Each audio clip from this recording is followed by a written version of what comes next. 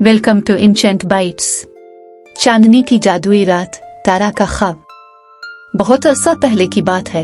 एक गांव में एक लड़की रहती थी जिसका नाम तारा था। तारा को चांद बहुत पसंद था। हर रात वो अपनी खिड़की के पास बैठकर चांद की रोशनी में ख्वाब देखा करती थी। चांदनी रातें इसके दिल को बहुत खुशी देती थी और वो हमेशा चांद से जुड़े जादुई किस्से सुना करती थी। एक रात जब चांद पूरे जोबन पर था और आसमान तारों से भरा हुआ था, तारा ने एक अनोखा ख्वाब देखा। इसने देखा कि चांद से एक रोशनी की किरण निकलकर सीधी उसकी खिड़की तक आ रही है। जब वो करीब गई तो इस रोशनी की किरण ने इसे चांद की तरफ खींचना शुरू कर दिया। चंद लम्हों में तारा खुद को चांद की सतह पर पाया।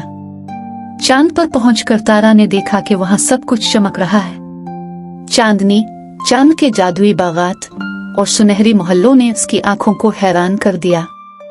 वहां चांद की देवी, जिसका नाम मानूर था, तारा का इंतजार कर रही थी।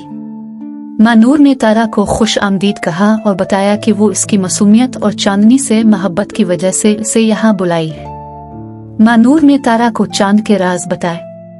इसने कहा कि चांद की रोशनी में एक खास जादू होता है जो दिल की सबसे गहरी ख्वाहिशात को पूरा कर सकता है।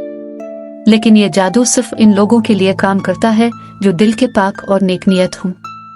तारा ने माँ नूर को अपनी ख्वाहिश बताई, मैं चाहती हूँ कि मेरे गांव में कभी भी दुख और तकलीफ ना हो। वहाँ के लोग हमेशा खुश और सलामत रहें। माँ नूर ने मुस्कुराकर उसकी ख्वाहिश सुनी और अपनी जादुई छुरी से एक चमकदार रोशनी तारा की तरफ भेजी। जैसे ही वो रोशनी तारा के दिल में गई, वो वापस अपने कमरे में आ गई। लेकिन इस बार सब कुछ बदल चुका था। इसके गांव में लोगों के चेहरे खुशी से चमक रहे थे।